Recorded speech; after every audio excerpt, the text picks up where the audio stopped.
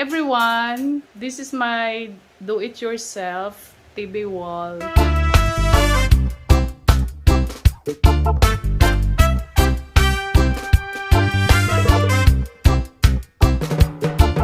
This is not done yet because I'm going to install this PVC wall cladding on that side.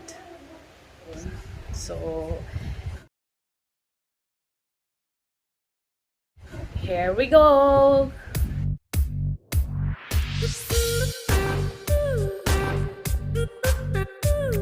This is the wall cladding na among gipalit.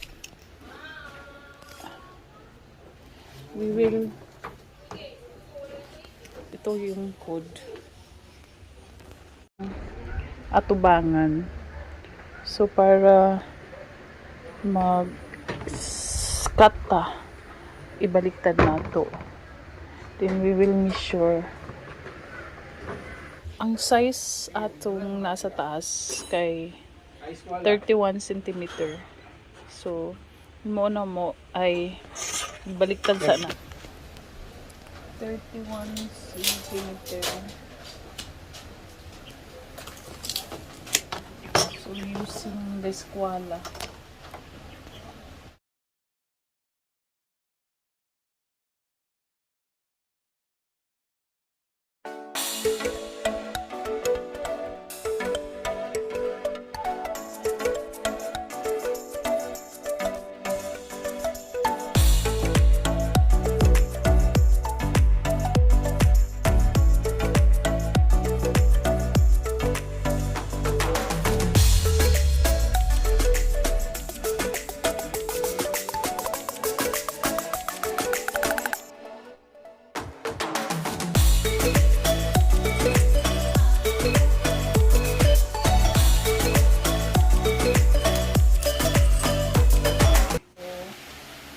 Using the gloves for protection, and then to cut gamit na mo ang Stanley jigsaw.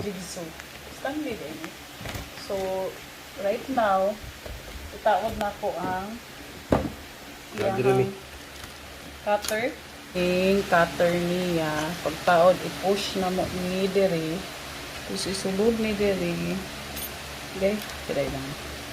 So, dapod na guantes. Ayan na. Tawad na mo. Tapos, asan mo? Tanong. Lock na. Lock na. Okay. Tapos, jigsaw. Oh. Ready to cut? Ready to cut na. So.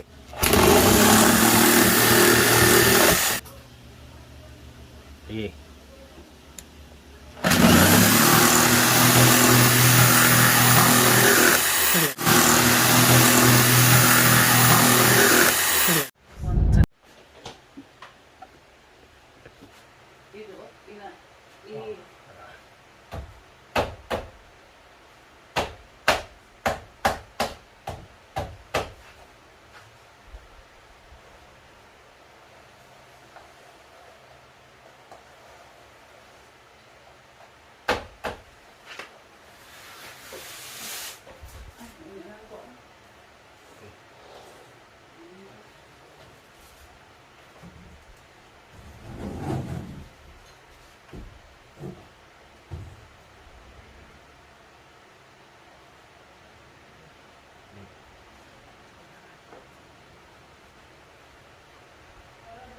Itong concrete concrete nails.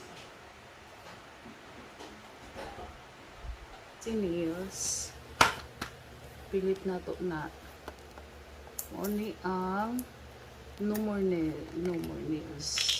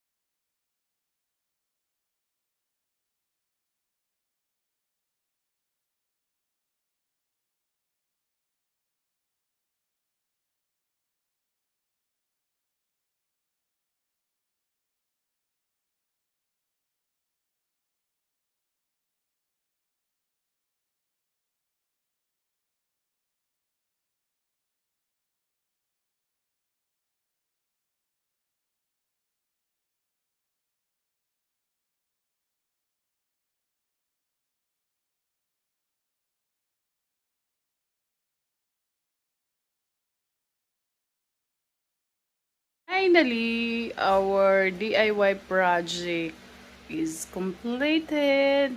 We installed already the wall cladding for our bedroom, table, TV room. So this is it. So cozy. Vanity, my closet, and our TV wall. So we have the Samsung TV frame, which we are still waiting for the frame to be sent by Samsung. So finally, this project is already complete, and it's really very easy. Probably it takes only more than 3 hours to install this one. Unfortunately, naging 2 days na lang siya kasi kulang yung wall cladding namin. We need to buy extra 1 piece of wall cladding in order to complete the installation. So, ngayon lang siya na-complete. Here it is.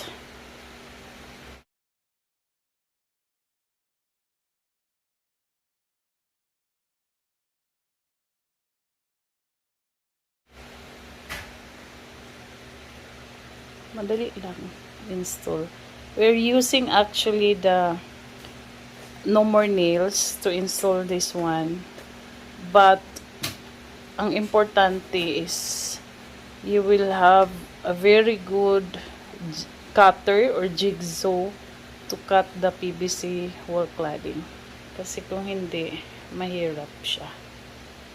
Thank you all for watching!